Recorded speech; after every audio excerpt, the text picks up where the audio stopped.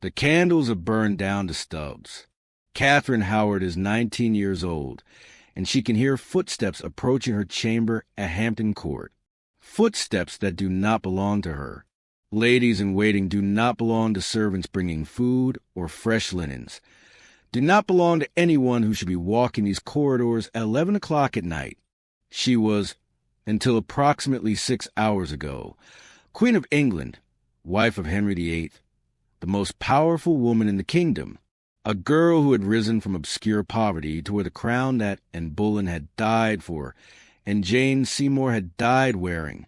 Now she sits in her private chamber, forbidden to leave, surrounded by guards who will not meet her eyes, waiting for something she does not yet fully understand. The king has not come to see her. The king has not sent word. The king, her husband of 16 months, the man who called her his rose without a thorn, the man who showered her with jewels and praised her beauty to every ambassador in Europe, has locked himself in his own chambers and has been weeping for hours. She knows this because she can hear him. The royal apartments at Hampton Court are connected. Sound carries through walls that were built for grandeur rather than privacy. And Henry Tudor, King of England, is sobbing like a child who has discovered that the world is not what he believed it to be. The footsteps stop outside her door. A knock, formal, official. The knock of someone delivering news that cannot be avoided. "Enter," she says, and her voice does not tremble. She has learned in 16 months, as queen, to control her voice even when her heart is racing. The door opens. Archbishop Thomas Cranmer stands in the entrance, his face arranged in an expression of pastoral concern that does not reach his eyes. Behind him, she can see guards, more guards than should be necessary for a simple visit from the Archbishop of Canterbury. "Your Majesty," Cranmer says, and the title sounds different in his mouth than it did this morning. This morning it was acknowledgement. Now it sounds like accusation. "I come on the king's business. There are matters that must be discussed. At this hour, the matters are urgent. They concern your conduct before your marriage to His Majesty and during it." The words land like stones dropped into still water. She feels the ripples spreading outward, feels the implications settling into her understanding. Someone has talked. Someone has told. And everything she has built, everything she has survived to achieve, is about to collapse. What you are about to learn is the true story of Catherine Howard's destruction. Not the execution itself, which took only seconds, but the 3 months of psychological torture that preceded it. The historians who documented Catherine Howard's fall focus on the charges: adultery, treason, the betrayal of a king who had loved her. They recorded the date of arrests, the content of confessions, the legal proceedings that transformed a queen into a condemned traitor. But they did not adequately document what those 3 months actually felt like. The isolation, the interrogations, the systematic destruction of everyone she had ever trusted. The experience of watching day after day as her world was dismantled piece by piece, while she waited to learn whether she would live or die. Tonight, you will learn what really happened to Catherine Howard. You will learn about the accusations that began her fall, the confessions that were extracted under pressure, the people who betrayed her and the people who tried to save her. You will learn about the nights at Shallon Abbey, the journey to the Tower, the final hours before the blade fell. You will learn why what happened before her execution was worse than the execution itself. Subscribe if you want to understand the full horror of being a queen who fell from grace in Tudor England. Comment below telling me where you are watching from, because Catherine Howard is about to face Archbishop Cranmer's questions. And I am going to tell you exactly what those questions revealed and what they cost her. But first, I need to warn you about something. Catherine Howard was probably 19 years old when she died. Some historians believe she was younger, perhaps 17.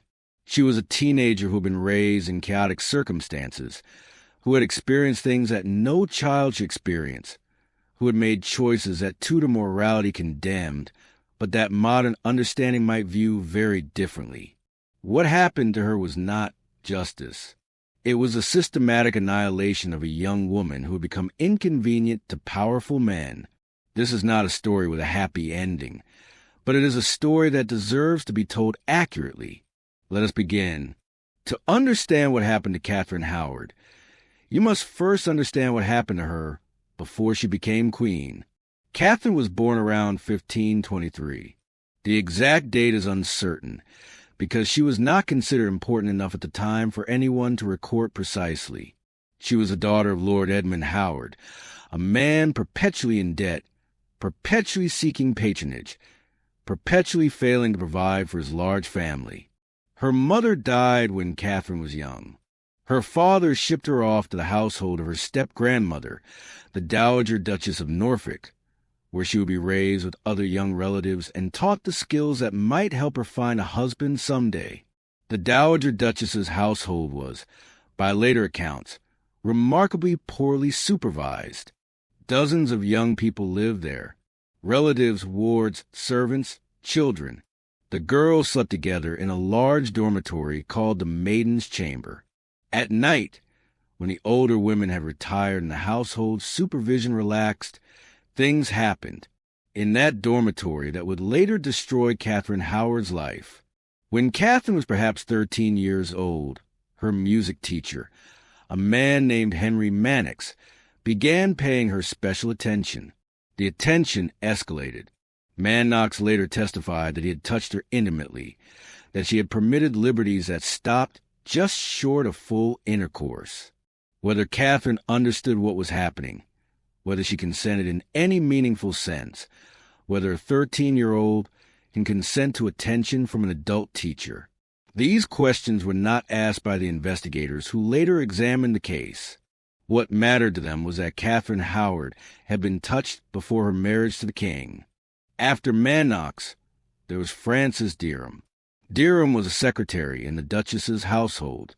Young, attractive, ambitious, he began visiting the Maiden's Chamber at night, along with other young men who had discovered that the dormitory supervision was inadequate. He and Catherine developed a relationship that was, by all accounts, sexual. They called each other husband and wife. They exchanged gifts. They made plans for a future together. Whether this constituted a binding pre-contract of marriage, which would have made Catherine's later marriage to Henry VIII invalid, became a crucial legal question. Catherine would later deny that any such contract existed. Derham would insist that it did. The truth probably lies somewhere in the complexity of a teenage relationship conducted in secret, without adult guidance, between two young people who did not fully understand the implications of their words. What matters for our story is by the time Catherine Howard came to royal court at age 16 or 17, she had a past that powerful people knew about, that servants had witnessed, that could be used against her if anyone chose to investigate. And in November 1541, someone chose to investigate. Now let us return to Hampton Court, where Archbishop Cranmer is about to begin his interrogation. The Archbishop did not come alone. He brought documents, papers covered in handwriting that Catherine could not read from across the room, but that she suspected contained testimony from people she had known, people she had trusted, people who had apparently decided that their own survival required her destruction. Your Majesty, Cranmer began, I must ask you about your time in the household of the Dowager Duchess of Norfolk, specifically about your relationships with certain men who resided or worked there. I do not understand what you mean. I think you do. Cranmer's voice remained gentle, pastorally gentle, the tone of a priest hearing confession. We have received testimony from multiple witnesses, testimony that describes conduct unbecoming of a maid, let alone a queen. What witnesses? I am not at liberty to reveal their names at this time, but their accounts are detailed and consistent. They describe intimate contact between yourself and a man named Henry Mannix. They describe a relationship of considerable intimacy with a man named Francis Derham. He paused. And they describe more recent conduct, you, Majesty. conduct that occurred after your marriage to the king. The last sentence struck like a physical blow. Before the marriage was one thing damaging, humiliating, but potentially survivable. The king had married her, believing her to be a virgin. Learning otherwise would wound his pride. But after the marriage, "I have done nothing improper since becoming queen," she said. The witnesses suggest otherwise. There are accounts of private meetings with gentlemen of the king's privy chamber, a man named Thomas Culpeper. Culpeper, the name hung in the air between them. Thomas Culpeper, who had been kind to her when kindness was rare. Thomas Culpeper, who had looked at her the way Henry had once looked at her, before age and illness had made his affection more possessive than passionate. Thomas Culpeper, with whom she had. "I have had conversations with Master Culpeper," she said carefully. "As I have had conversations with many gentlemen of the court, there is nothing improper in conversation." The conversations were private. They occurred at night. They were facilitated by Lady Rochford, who kept watch while you and Master Culpeper were alone together. Cranmer's gentle tone did not change. "Tell me, Your Majesty, what requires a lookout if there is nothing improper occurring?" She had no answer. There was no answer that would satisfy him. "I will ask you to provide a full account of your conduct," Cranmer continued, "both before your marriage and during it. You may write this account yourself, or you may dictate it to a secretary, but the account must be complete.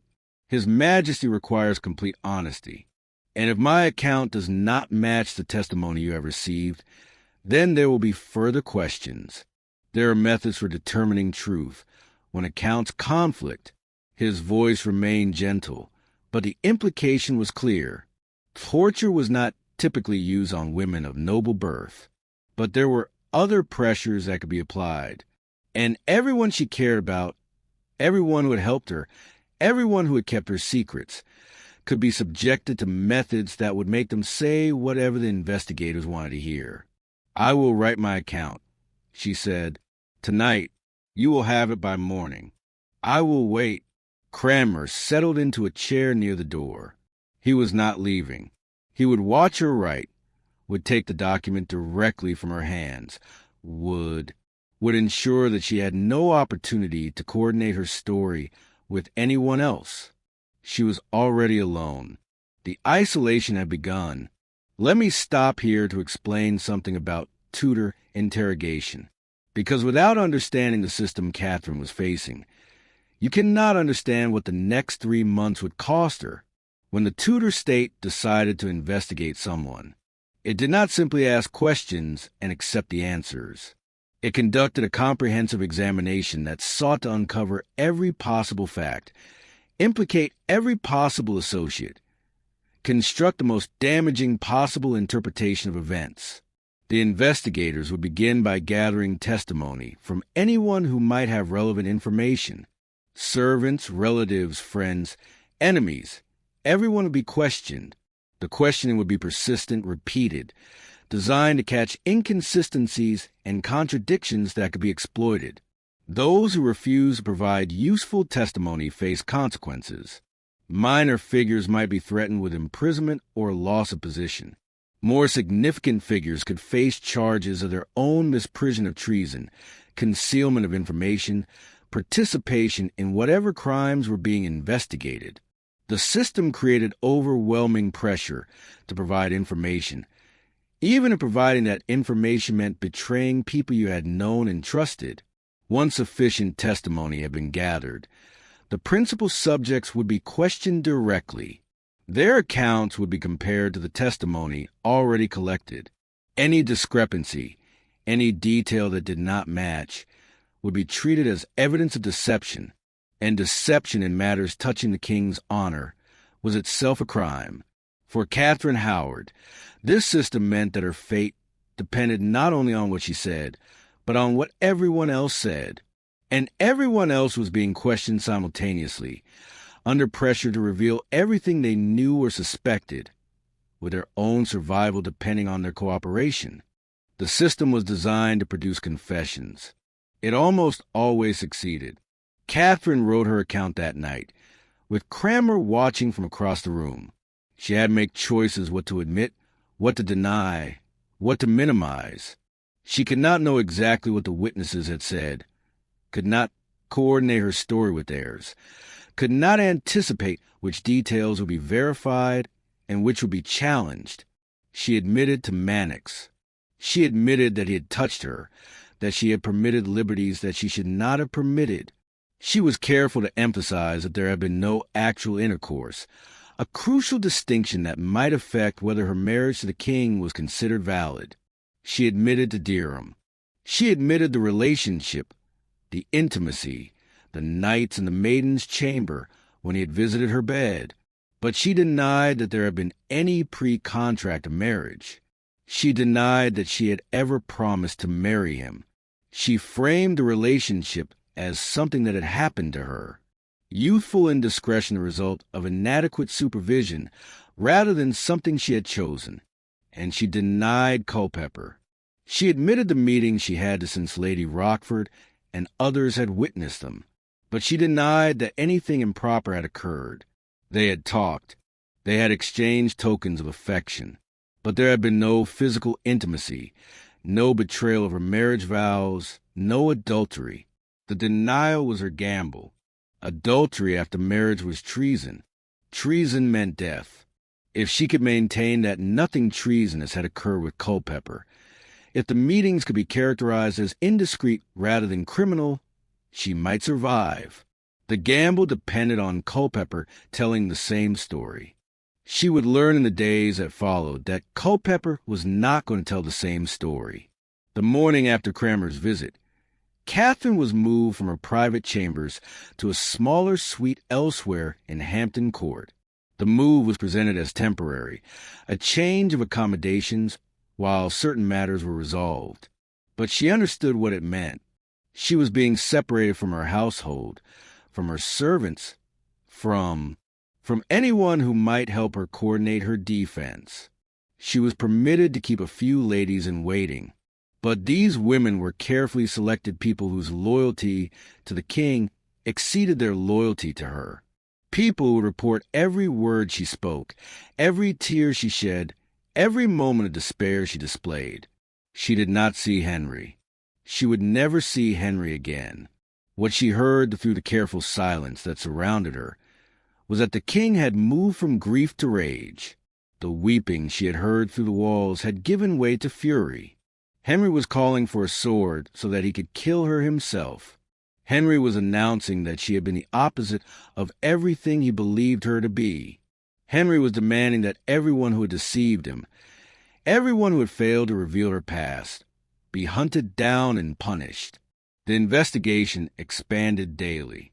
The Dowager Duchess of Norfolk, Catherine's step-grandmother, whose household had been so poorly supervised, was interrogated. Her servants were interrogated.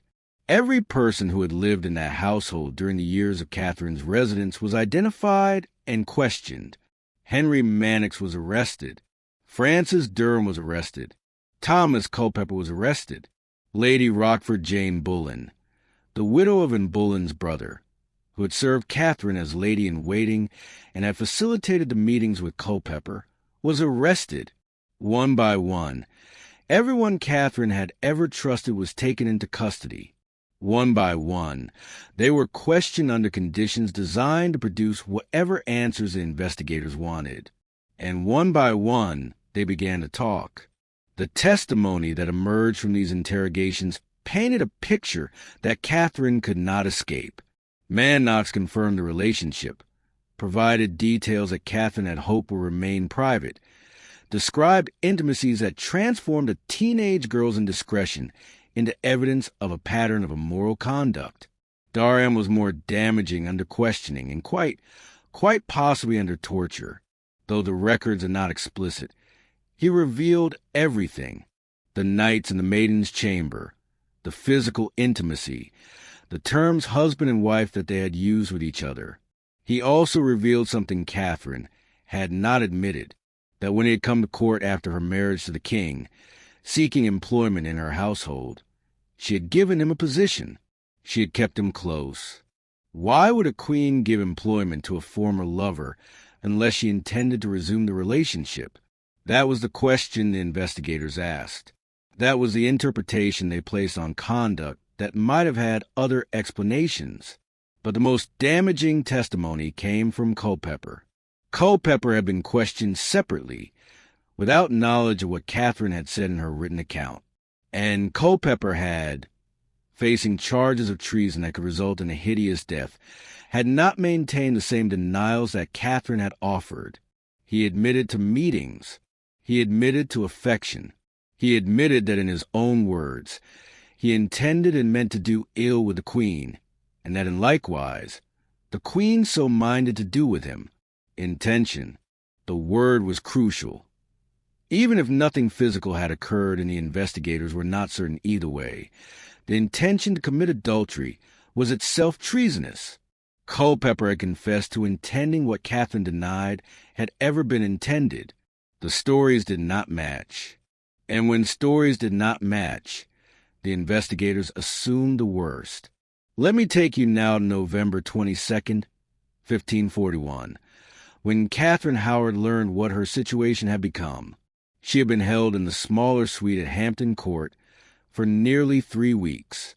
She had been questioned repeatedly, had provided multiple accounts that attempted to explain her conduct without admitting treason. She had wept, had protested her innocence, had begged for the opportunity to speak with the king directly. The opportunity never came. Instead, on November 22nd, a delegation arrived to inform her that she was no longer queen. By order of the Privy Council, acting on the king's authority, Catherine Howard was stripped of her royal title. She was no longer Queen of England. She was no longer entitled to the honorifics, the deference, the protections that queenship provided. She was simply Catherine Howard again, the obscure girl from the Dowager Duchess's chaotic household, the nobody who had briefly worn a crown. The delegation also informed her that she was being moved, not to the Tower, not yet, but to Chowne Abbey, a former monastery that had been converted to secular use. There she would be held while the investigation continued and her fate was determined. "What will happen to me?" she asked the delegation. No one answered. Perhaps they did not know. Perhaps they did not want to tell her. She was taken from Hampton Court under guard. The journey to Chowne was not long. The abbey was located west of London along the Thames. But it might as well have been a journey to another world.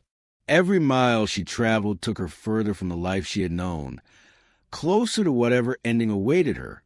Chowne Abbey became her prison for the next 10 weeks. The accommodations were not uncomfortable. She was given rooms, servants, adequate food, but she was completely isolated. No visitors were permitted. No letters were delivered. No news from the outside world reached her except through the careful filter of her guards and the officials who monitored her imprisonment. She did not know what was happening to the people she cared about. She did not know whether Culpeper was alive or dead, whether Lady Rochford was still being questioned, whether her family was trying to save her or had abandoned her to whatever fate the king decided. What she knew was that each day she survived was a day closer to some resolution. Either she would be pardoned.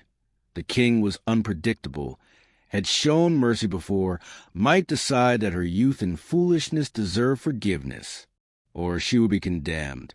The waiting was the worst part. There is a particular kind of torture and uncertainty in not knowing whether you will live or die, whether the next messenger brings salvation or doom. Catherine spent 10 weeks in that uncertainty, watching the winter days grow shorter, celebrating Christmas in isolation, marking the new year of 1542 with no indication of what that year would bring. And during those 10 weeks, while she waited, things were happening in London that she could not see. On December 1st, 1541, Francis Darham and Thomas Culpeper were tried for treason. The trial was brief. The evidence had already been gathered. The confessions had already been extracted. Both men were found guilty. Both were sentenced to the traditional punishment for treason, to be hanged, drawn, and quartered, the most painful death that English law prescribed. Culpeper, because of his status as a gentleman, was granted a mercy. His sentence was commuted to simple beheading. Durham, who had no such status, received no mercy. On December 10th, 1541, both men were executed at Tyburn. Culpeper died first. He knelt, prayed for the king and queen, placed his head on the block. The blade fell. It was over quickly. Darren's death was slower. He was hanged until nearly dead, then cut down while still breathing. What followed? The disembowelment, the emasculation, the quartering of a still living body was designed to demonstrate what happened to those who committed treason against the crown. Catherine did not witness these executions, but she learned of them. Someone, a guard, a servant, someone who wanted her to understand what awaited her, made sure she knew how. The men who had loved her had died. Their heads were mounted on spikes on London Bridge. They would remain there for months, rotting, a permanent reminder of the cost of loving Catherine Howard. The next 6 weeks passed in a kind of suspended horror. Catherine knew now that her case was considered serious enough to execute men. She knew that whatever mercy the king might have shown in the immediate aftermath of the revelations, whatever grief or lingering affection might have tempered his rage, had given way to something colder and more implacable. But she also knew that she had not yet been formally charged. She had not been tried. The machinery of justice was moving slowly, and every day it did not arrive at her door was another day of survival. She tried to hope. She wrote letters, none of which were delivered, pleading for the opportunity to explain herself, to beg the king's forgiveness, to throw herself on his mercy. She prayed, she waited, and she watched Lady Rochford's fate as a preview of her own. Lady Rochford had been arrested at the same time as Catherine. She had been the intermediary, the facilitator, the person who had kept watch while Catherine and Culpeper met privately. Her guilt, if Catherine was guilty, was unquestionable. But something had broken in Lady Rochford during the interrogations. The pressure, the isolation, the knowledge of what awaited her. Something had shattered her mind. By December, she was exhibiting signs of what modern medicine would probably call a psychotic break. She raved, made no coherent sense, could not understand the charges against her or participate in her own defense. English law did not permit the execution of people who were mentally incompetent. If Lady Rochford could not understand why she was being killed, killing her served no purpose. This created a problem for the king. He wanted Lady Rochford dead. He wanted everyone involved in Catherine's betrayal dead. But he could not legally execute a madwoman. The solution was characteristically Tudor. Parliament passed a special act declaring that insane persons could be executed if their crimes warranted it. The law was changed specifically to permit Lady Rochford's death. Catherine learned of this, and she understood what it meant. If Parliament could change a law to kill Lady Rochford, Parliament could do anything to kill her. There were no protections. There was no escape. The only question was when the answer came. On February 10th, 1542, a delegation arrived at Shallon Abbey to inform Catherine that she was being moved again. This time, the destination was the Tower of London. The Tower was where traitors went to die, and Boleyn had spent her final days there. Lady Jane Grey would spend hers there. The Tower's reputation was earned through centuries of imprisonment and execution, a place where the powerful fell, where queens lost their heads, where the king's displeasure found its ultimate expression.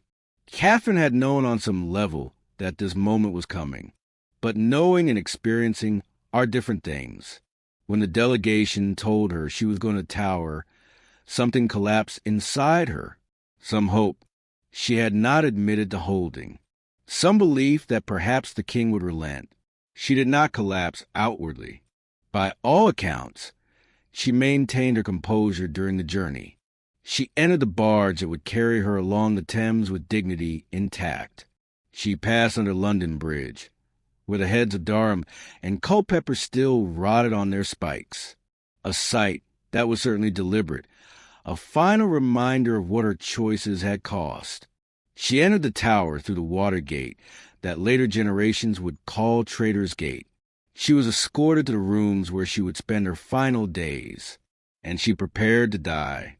I need to stop here to tell you something about what Catherine Howard experienced in those final days, because the historical sources suggest something remarkable.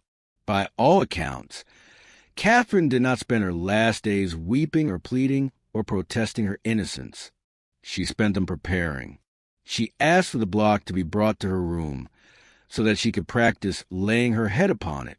She wanted to die well, to face her execution with the dignity that her brief time as queen had taught her to display. This detail has haunted historians for 5 centuries. And a teenage girl facing death, asking to rehearse the act of dying, so that she would not falter when the moment came. There is something in that detail that speaks to both the horror of her situation and the strength she found within it. She was not going to give her enemies the satisfaction of watching her break. She had broken privately during the long nights at Sion, during the weeks of uncertainty and isolation, but she had rebuilt herself, and she was going to walk to the scaffold with her head high. The morning of February 13th, 1542, was cold. Catherine woke early, or perhaps she had not slept at all. She dressed in the clothes that had been provided for her execution, simple garments that would make the headsman's job easier. She said prayers. She prepared herself for what was coming. Lady Rochford would die the same day. The law that had been changed to permit her execution had done its work. She was lucid enough now, or appeared lucid enough to understand what was happening. Both women would walk to the same scaffold, would face the same blade, would die within minutes of each other. The execution was scheduled for early morning, before the Tower would fill with its daily business. Only a small number of witnesses were permitted, officials whose presence was required by law, guards who maintained order, a few others whose attendance the king had authorized. Catherine walked the scaffold under her own power. She did not falter. She did not weep. She had practiced this walk, practiced this moment, prepared herself for exactly this. At the scaffold, she was expected to make a speech. This was tradition. Condemned prisoners addressed the crowd, confessed their sins, acknowledged the justice of their punishment, prayed for the king.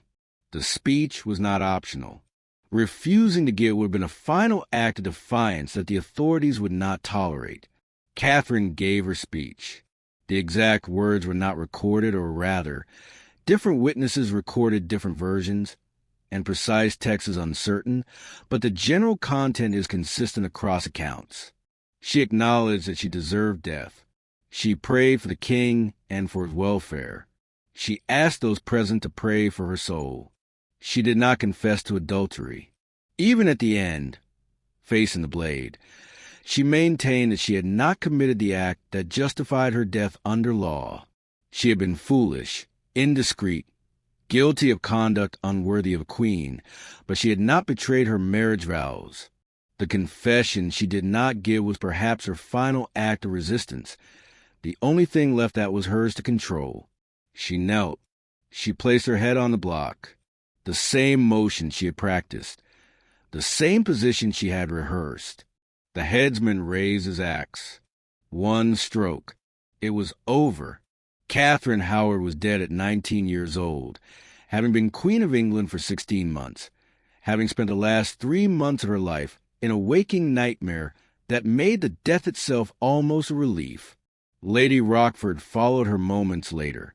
The same scaffold, the same blade, the same quick death. Their bodies were taken to the chapel of St. Peter, at Vincula, within the Tower walls. They were buried near Bullen, who had died on the same scaffold 6 years earlier. The 3 women who had been Henry VIII queens, the 2 he had executed, and the one who had died in childbirth, now rested within steps of each other. Henry did not attend the executions. He did not acknowledge them publicly. He moved on, as he always did, to the next phase of his life. Within a year, he would be married again to Catherine Parr, who would survive him. The cycle of queens would continue. Catherine Howard would be remembered, if at all, as a cautionary tale.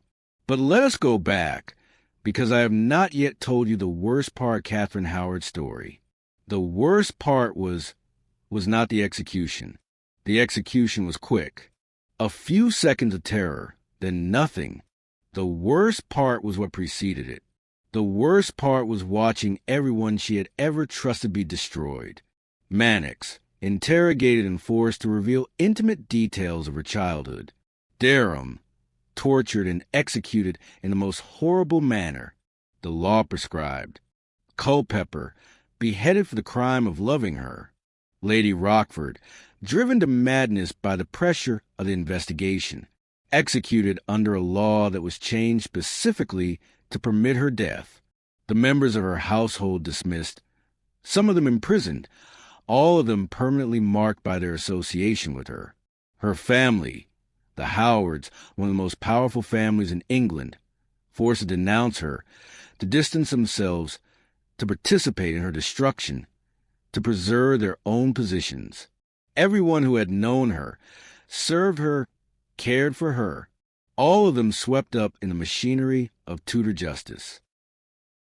All of them damaged or destroyed by their connection to a 19-year-old girl who had made choices that she could not take back.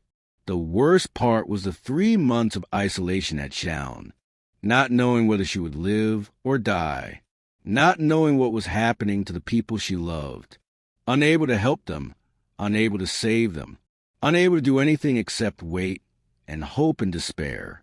The worst part was learning that Derham and Culpeper had been executed, that their heads were rotting on London Bridge, that men had died horribly because they had loved her or because she had loved them.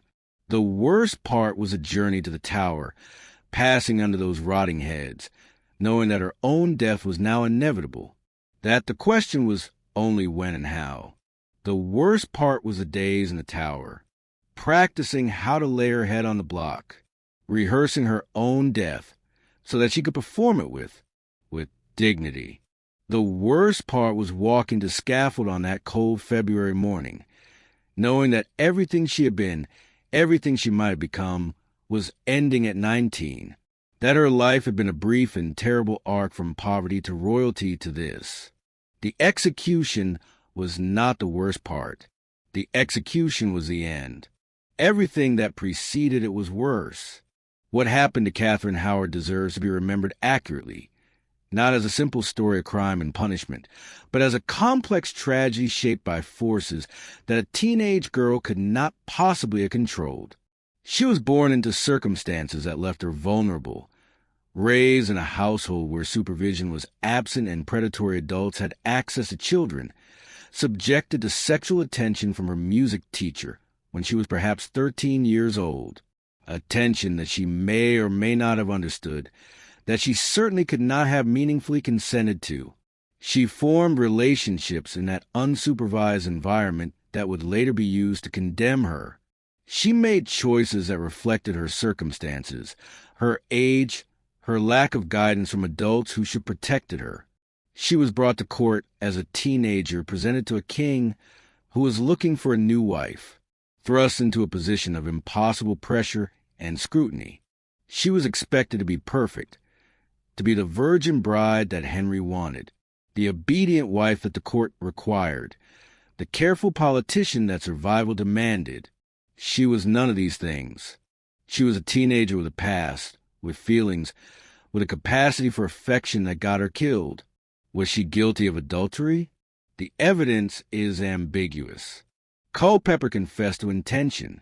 She denied that anything physical occurred. The truth probably lies somewhere between their accounts. A relationship that was emotionally intimate, that involved private meetings and expressions of affection that may or may not have crossed a line into physical betrayal. What is certain is that she was guilty of indiscretion, of failing to understand how carefully she needed to manage her behavior as queen, of trusting people. Lady Rochford Culpeper himself, who could not be trusted, of being, in short, a teenager in a position that demanded adult calculation she did not possess. The punishment for these failures was death. Not just her death, but the deaths of Darham and Culpeper and Lady Rochford. The destruction of careers, reputations, lives. The permanent stain on her family's honor. All because a 19-year-old girl had not been the impossible thing that Henry VIII required her to be. Remember Catherine Howard? Remember not just how she died, but how she lived and how she was made to suffer before she was permitted to die. Remember the 3 months at Schaln, the isolation, the uncertainty, the systematic destruction of everyone she had loved. Remember the heads on London Bridge, Darham and Culpeper. Rotting reminders of what it cost to love or be loved by the Queen of England. Remember Lady Rochford, driven mad by interrogation, executed under a law that was changed specifically to permit her execution. Remember the morning of February 13th, 1542? The cold, the scaffold. The young woman who had practiced laying her head on the block so that she could die with dignity. Remember that she was probably 19 years old. Remember that she had spent her childhood without adequate protection, her adolescence without adequate guidance, her brief time as queen without adequate support. Remember that what happened to her was not justice. It was the operation of a system that treated women as property, that demanded impossible perfection, that destroyed those who failed to meet its requirements. Remember that Henry VIII would marry again within a year, would move on to the next wife as he had moved on from all the others, would die in his bed, having never faced consequences for anything he had done to the women who had worn his crown. Remember the inequality. Remember the injustice. Remember the 19-year-old girl who died because a king could not tolerate imperfection in his possessions. There is one more thing I need to tell you about Catherine Howard, something that captures a particular horror of her situation more than any other detail. In the days after her arrest, when she was first confined at Hampton Court, when she still believed there might be some way to save herself, Catherine attempted to reach Henry. She broke away from her guards. She ran to the corridors of Hampton Court, trying to reach the king's apartments, trying to speak with him directly, believing that if she could just see him, just explain, just beg for his mercy, he might forgive her. She never reached him. Guards intercepted her in a gallery that connected the queen's apartments to the king's. She screamed. She pleaded. She was dragged back to her confinement while Henry, who may or may not have heard her screams, who may or may not have been present in his apartments at all, remained unreachable. That gallery is still there.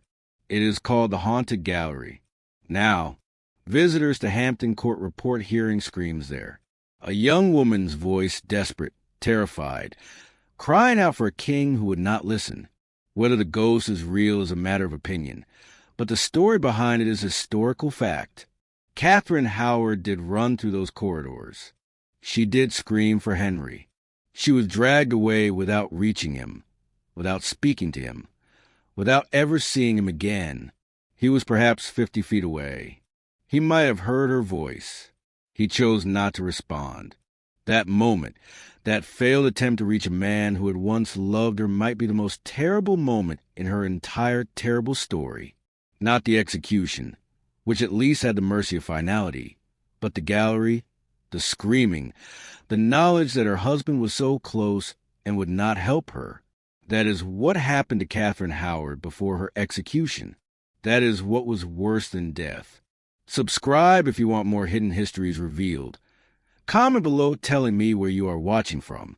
Share this video with anyone who thinks they understand Tudor history from romanticized dramas that portray Henry VIII as a misunderstood romantic. Remember Catherine Howard.